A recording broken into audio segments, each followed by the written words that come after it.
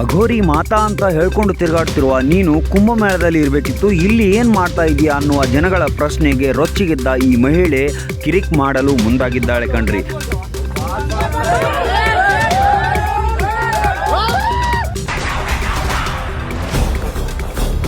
ಹೋದಲ್ಲಿ ಬಂದಲ್ಲಿ ಅಘೋರಿ ಮಾತಾ ಅಂತ ಹೇಳ್ಕೊಂಡು ಜನಗಳ ಮಧ್ಯೆ ಕಿರಿಕ್ ಮಾಡುತ್ತಿರುವ ಈ ಮಹಿಳೆಯ ದುರ್ವರ್ತನೆ ನೋಡಿ ರೋಷಿ ಹೋಗಿರುವ ಜನಗಳು కలిసానికి నిద్ర లేకుండా 3 రోజుల నుండి నిద్ర లేదు కంటి నిండా కడుపు నిండా తిన్నామంటే ఏదో ఒక ఇష్యూ చేస్తున్నారు.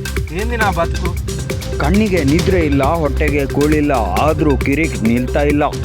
ಒಂದೆಡೆ ಅಘೋರಿ ಮಾತಾ ಅಂತ ಹೇಳ್ಕೊಂಡು ತುಟಿಗಳಿಗೆ ಲಿಪ್ಸ್ಟಿಕ್ ಹಾಕ್ಕೊಂಡು ಆಡಂಬರದಾಯಕವಾದ ಜೀವನ ನಡೆಸುತ್ತಾ ಜನರನ್ನು ಭ್ರಮಿತಗೊಳಿಸುವ ಕಾರ್ಯದಲ್ಲಿ ತೊಡಗಿರುವ ಈ ಮಹಿಳೆಯ ಬಗ್ಗೆ ನಿಮ್ಮ ಮನದಾಳದ ಮಾತನ್ನು ಕಮೆಂಟ್ ಮುಖಾಂತರ ತಿಳಿಸಿ ವೀಕ್ಷಕರೇ.